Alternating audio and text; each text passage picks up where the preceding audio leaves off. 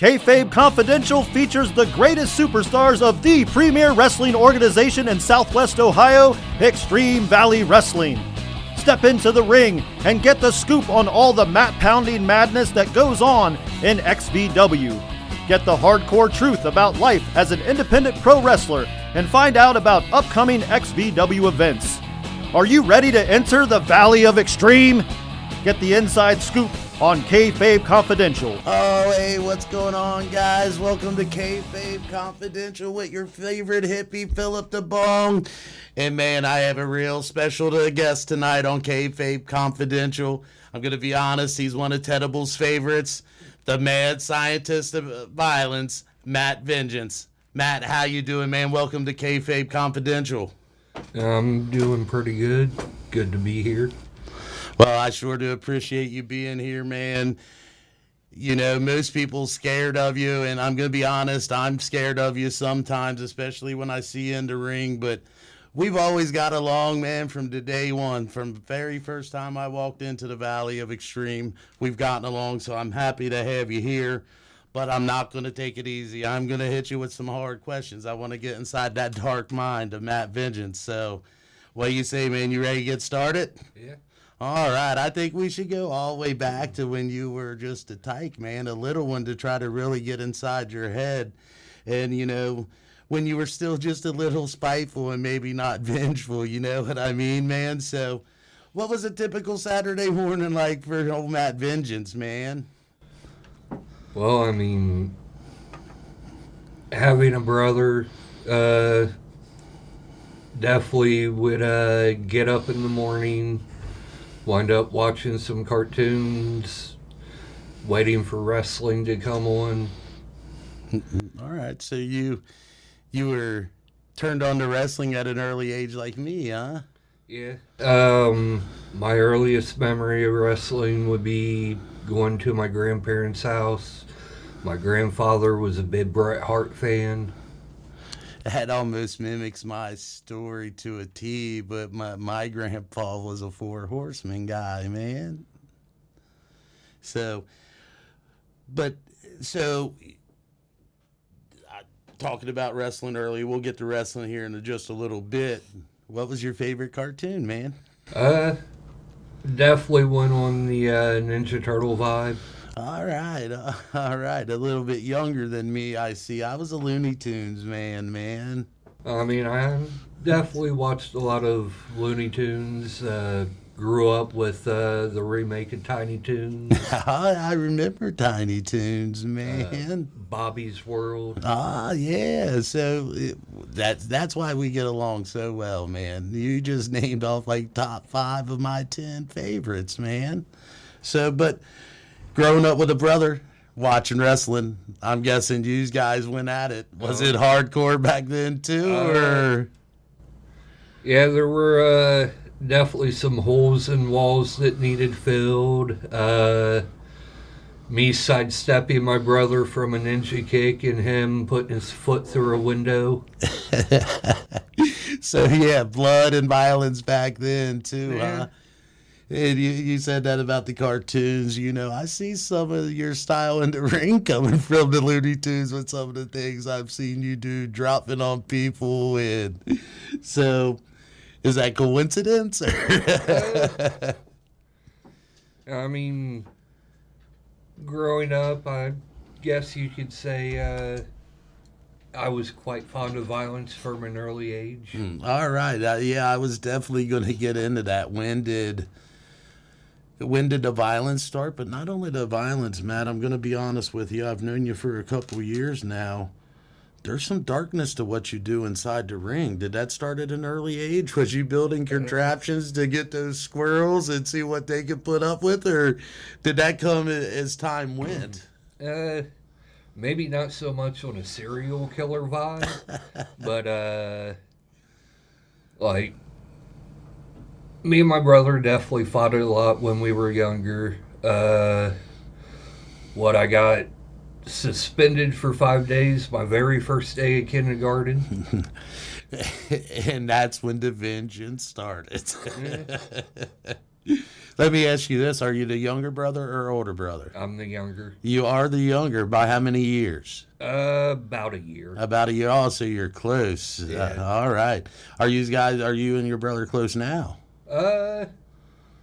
Not so much anymore. Like, we'll see each other maybe a couple times a month, if that. We both work and Life. kids and... Yeah, life happens, and unfortunately, my brother lives 1,200 miles away in Florida. I do talk to him every day on the phone, and I love him to death. And I'm going to be honest, he's a fan of yours too. He talks about you all the time. So, all right. So we kind of talked about your earliest memories of wrestling. So, growing up watching wrestling, did you tend to lean more towards the more extreme stuff, or was it still the Hulk Hogan's and you kind of grew into that as well? Definitely not Hulk Hogan by any means. Was early days, big one, Macho Man, LOD was a big one. The Road Warriors, man. Yeah, they... Ultimate Warrior Die. Yeah, all right. Yeah. And he still had kind of, maybe not the dark side, but definitely the mystical side to him. Yeah, and a little bit later on, he definitely had a little bit of a dark side as well. One of my earliest memories of wrestling, you mentioned the Road Warriors, LOD. I was probably 4 or 5 years old, and again, Grandma and Grandpa took me to downtown Cincinnati to watch WCW. Actually, at the time, it wasn't even the WCW; it was NWA, and it was the Road Warriors, and Arn and Tully is who it was. So, all right, let's get back to it. As you started to grow watching wrestling, did it start to get more of the Extreme Valley or the more of the Extreme Champions, the ECW type stuff? Definitely. Like, I remember ECW TNT.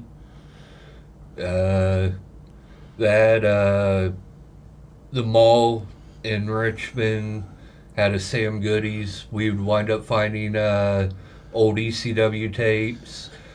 Tapes. Most of the kids listening today are going to say tapes. What are tapes? Wind up finding FMW, which was my first introduction to deathmatch. That was going to be my question. Did you start to finally get into the Japanese stuff? Between FMW and ICP back in the day had a cassette tape called Stranglemania, which was pretty much a lot of deathmatch stuff that they just overdubbed commentary on. Oh, really, man? So with that, I wind up seeing the very first King of the Deathmatch from Japan. Oh, man, that wasn't the one with Terry Funk and Mick, Terry was Funk, it? Cactus Jack. Yeah, Cactus Jack, yes. Super Leather. Yeah. That, again, I think that is why we are good friends, because I remember watching that, and it felt like to me at the time... bootleg, really, if you got to see it, because it was just so brutal. So I guess that starts to roll into exactly what I wanted to talk about next. How did you get involved in the business? How old were you? I mean, my introduction getting into the business, I was 14. Me and some buddies were actually on the verge of trying to go pro BMX. And one of the dudes that we rode around with, his brother wrestled in Richmond for a local fed. And I wind up hearing him and the owner, Dave Ferguson, just having a conversation. And I kind of butted in and was like, me, my brother, and a couple of friends would be interested in joining wrestling. And just like that. Yeah. So let me ask you this: can you still ride a bike? Probably not so much anymore. I mean, me and my wife were just recently at a music festival in Columbus, and one of the adult drink tents had a bike where you could make it a slushy, and wind up doing that. And yeah, since a Couldn't move for 2 days. since a knee surgery, I it's a little understand hard to that. pedal a bike. I wouldn't even attempt it. Well, I did a cartwheel the other day thinking it'd be like riding a bike. It's not. I landed right on my face. So don't let anybody tell you any different, man. All right, so when you first started at 14, it wasn't the hardcore stuff, I'm sure. You had to learn the game. Who trained you, and how long, did it take you to start to move up in the world of professional wrestling? Well, my first initial trainer was the owner of RCCW, Dave Ferguson. And then I'm wanting to say maybe 4 or 5 months into that, 2 guys from Indianapolis, Rob Kincaid and Skip Radisson, came down, and they started training us. And Rob was trained at EWF during the Prince Justice Abyss training days. So, Oh, wow. a dude from Greenfield, Indiana named Vinny Ratlock had help in training me. So there's been a lot of hands Yeah. that's molded the clay that is Matt Vengeance. Yeah.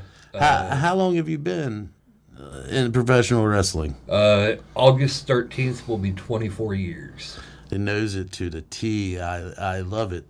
How long? Let's get to what we know, and that's the Valley. When did you move into the Valley? How long did it take you to get to the Valley of Extreme? Like, before I came along, when I wound up joining Tom, it was 1CW. And that I'm wanting to say... So when they say OG, you are truly as OG gets. Right now with the roster that we have, me, Dats Knight was there. What? That flower's starting to kick in, man. Obviously, Double P, Dwayne. So, how long have you been with just the Valley, do you think? Almost that whole time? I'll say with Tom, I'm 2011. No, so a long, long time. I know as long as I've been a fan of Extreme Valley Wrestling, and I'm probably going on about 8 to 10 years now, probably 4 to 5 years working. I've seen you the whole time, and I know I've loved watching you from the beginning. So, was you a technical wrestler and built into the hardcore? I know kind of coming up you have to learn the game. But how long did it take you to start saying, nope, this isn't it? I want to get ultra violent. I want to get bloody. I mean, starting out I'm going to say maybe the first 6 years of my career, I was actually doing more lucha style than anything. Head scissors, standing hurricane ranas. Once it got popular, I wound up alterating the Canadian Destroyer and doing a double underhook. From what I know of Matt Vengeance, I just, for some reason, can't close my eyes and see that. I'm used to the right hands and the boots and the barbed wire.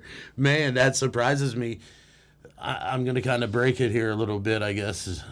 Was the name Matt Vengeance then as well? No. My very first wrestling name was Chapel. I was a big fan of Spawn. One of the villains that went against Spawn's name was Chapel. Does he... I'm not familiar. I'm not real familiar at all. What kind of background does he have? Is he kind of that dark side kind of guy, or? Yeah. So you've always leaned into... Oh, I've definitely been a villain guy as long as I can remember. For some reason, that doesn't surprise me, Matt. So by time you made it to the valley, were you is that about the time you were starting to say let's see what the Extreme's about and started, or No, me and hardcore borderlining deathmatch stuff was what I'm wanting to say. I started doing that in 2007, 2008-ish. so did you go right from Chapel to Matt Vengeance, and was that kind of the change from the Luchador to the, or was there any in between? Yeah, there was some in between in there. A gimmick that I try to completely forget, where I done the whole gangster thing before John Cena was doing it. Again, that's something else I just can't close my eyes and see. You're full of surprises tonight, Mr. Vengeance. I had short bleach blonde hair at the time. Wow. Wore a pair of jorts, a pair of Jordans, a wife beater.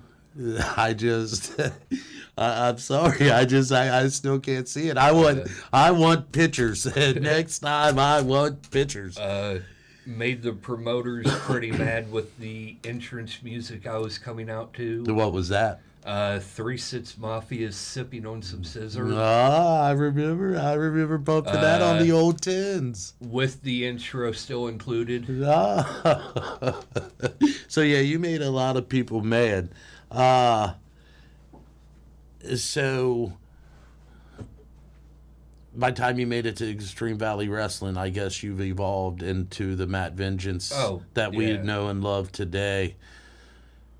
Has there been anybody?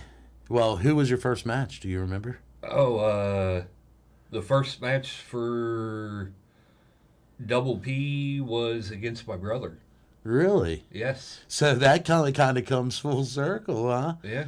Did you win that one, or did Big Brother come out on top? No, I did win.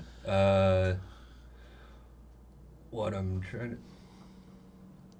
to... the finish was me hitting him with the Poison Mist, and then hitting him with a double underhook Canadian Destroyer. Wow. All right. Was it a hardcore match, or was it a straight up match? Straight up match. All right. How long did it take you in the valley to start build? I can't talk tonight, man. Now I guess the edibles are starting to hit me, Matt. How long did it start to take you to climb that mountain here in the valley? Yeah, did it take you a minute to catch traction, or did you come in just kicking ass right away? No, it definitely took a while. Well, you were young still. You know, still learning the craft. Is there a difference? You said that. So I've seen you here in the valley myself personally wrestle the likes of Ganger, Ethan Evans, and to name many others in some of the most brutal matchups I've ever seen. But then I've also seen you wrestle, the Stephen Kanes, the Nate McLeans, and some more of the technical guys. Is there a difference between the hardcore division and doing that and wrestling one of these guys? I think going into each style match, I have to go into it with a completely different mind frame. Because, like, Stephen Kane is definitely a completely different style of wrestler than a Jeremy Gaynor, which, I mean, I definitely respect Jeremy utmost. Sad to see him retire, but I understand. Steven, not so much a fan of. I mean... Who is, man? Nobody likes him. He is what they call you know what? I can't even say that right now. I mean... a spoiled brat. I mean... I do respect the hustle. Like, with Eddie Guerrero, if you're not cheating, you're not trying. I do understand that, and from my side of the table watching, you know, I may not agree with everything that people do in a matchup. Hell, I'm going to be honest, sometimes the things you do, I couldn't imagine doing to another human being. But I definitely respect the work and everything that the veterans like yourself and then the youngsters like Stephen Kane are putting in. There's nothing easy about what you guys do. It's brutal. It's tough on your body. How do you recover from not only a typical match like that, but I'm really more, how do you recover from a hardcore match, the blood, the cuts, the bruises, especially at, you know, you've been in the game a long, long time. I mean, I handle pain a lot differently than most people. You don't say. Like, a lot of the stuff, especially in the heat of the moment, like, I don't really feel the most of when it happens. Do you feel remorse watching it happen to the opponent and the things that you do to them? It's one thing to endure it yourself. It's another thing, and earlier you said serial killer, and in my mind it's almost like you had two choices in the world: either be a serial killer or professional wrestling with ultra violence. And I'm glad you chose the wrestling. I am, and I'm sure your family is too. But I mean, for me, and I've said this to you before, so when I say it again, I'm gonna, no disrespect, it's a special kind of dumb. I mean, on both parts, and correct me if I've told you that before, right? Yeah, you have. And I just, how do you get in that mindset, Matt? I mean, honestly, Yeah, I want complete, total honest right now. looking at it, like, I'm kind of always in that mindset when it comes to wrestling because I've been doing that for SVW for so long. That's just what you know when that Eh, song hits and those lights come on. That's where you go. I mean, it's not my first Do you have to? long stay doing hardcore. Do you have to build into that mindset throughout the day? Like when you get up in the morning, is there anything different about the day leading into it? No. What about after the coming down? Because I know when I after I leave a show and all I'm doing is talking, I'm on this natural buzz that's just unbelievable. How to explain that to me?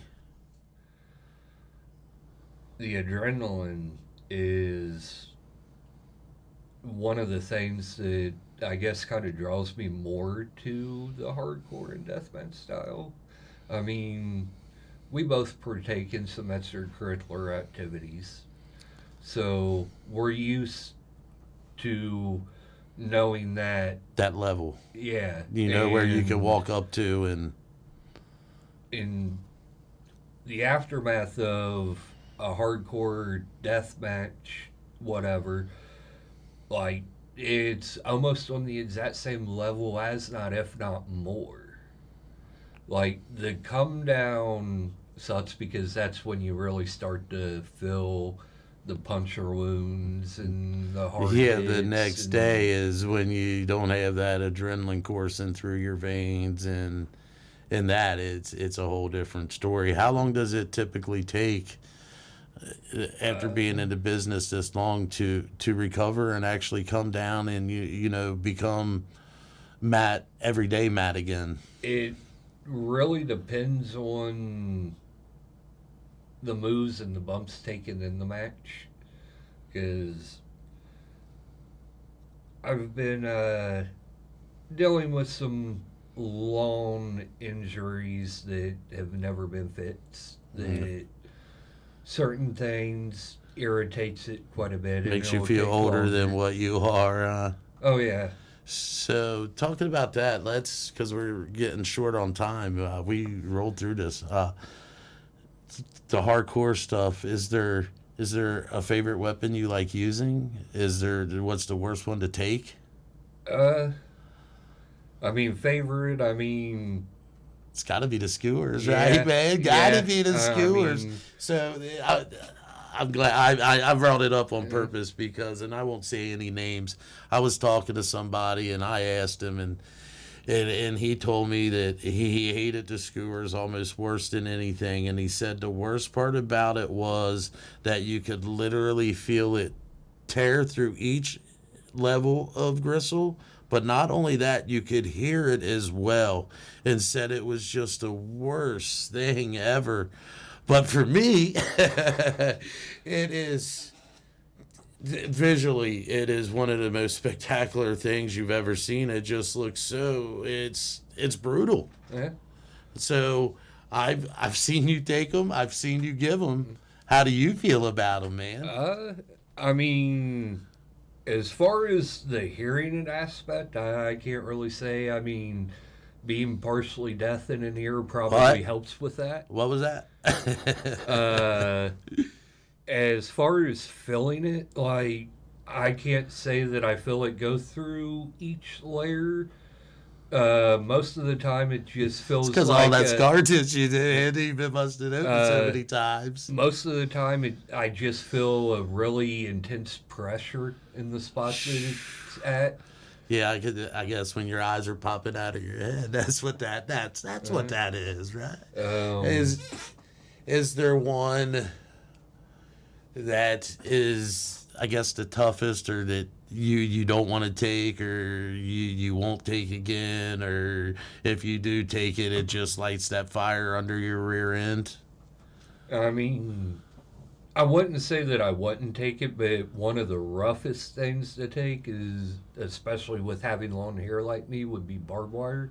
Really? Getting your hair tangled up in it, trying Yeah, to I get can your see hair out that. of it. And I've actually been in the back and watched them rip the barbed wire off of you from your hair to your butt, from your back, the hair, everything. One thing that I'm definitely not necessarily a fan of taking would be a gusset plate, which I'm sure you've seen me use against Yeah, Jeremy Gaynor. man. I still close my eyes and just. I will say, here soon, you'll be seeing me introduce something brand new that I have not used. The in mad the Valley of scientist Extreme of before. violence. It's called a Tenzin. It is a little circular piece of metal that has spikes sticking out of it that is actually used for floral arrangement. And this is exactly why I gave you the nickname Mad Scientist of Violence. And I've seen some of the other things that you've put together. Like I said, we're getting short on time. I know you're a big lover of music. You mentioned it earlier. You're in Columbus at a music festival. Yeah. So kind of tell me a little bit about your music. We only got a couple minutes, so give me about a minute. Who's your favorite? What do you listen to? I mean, definitely rock and metal first and foremost. From that, I'll listen to anything from Led Zeppelin to Pink Floyd to Metallica, Slayer, to more extreme death metal, Cannibal Corpse. So if I went and sat in your car right now and turned on the radio, You would have my wife's music on. and what is that? More middlecore-ish. I was hoping it was something. I was hoping you said Aretha Franklin. If it'd be any older stuff, probably like Duran Duran. All right. So both these guys, and I have to say this before we go. From the very first day I stepped into the Valley, these guys accepted me as family, and I truly appreciate that. I love your wife, Miss Terry, more than she'll ever know. Same with you, Matt. You've become a brother to me, man. I always hold a special place in my heart for you guys. And not a lot of people know this, but Miss Terry had some health issues, so we all keeping her in our prayers. Any last words, man, before we get out of here? I know you said that about the special thing. Anything big on the horizon? I'm guessing you're after that gold that Ethan Evans is holding. Yeah. I definitely want my chain back that I feel I never rightfully lost.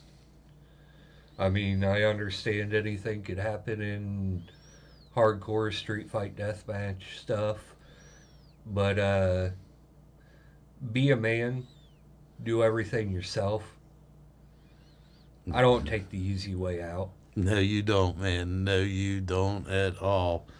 And with that being said, man, it was great having you, and we ripped through that time in no time. I'd love to have you back sometime in the future. I still feel like there's a lot we have to talk about. Would you be down for that sometime, man? Yeah, I'd more than willingly come back. Well, I love it. And again, thanks for being on Kayfabe Confidential here with Philip the Bong. I love you, Matt. I love your wife, Miss Terry. I'll love you guys to my grave. And that's the truth. Peace, love, and wrestling, man.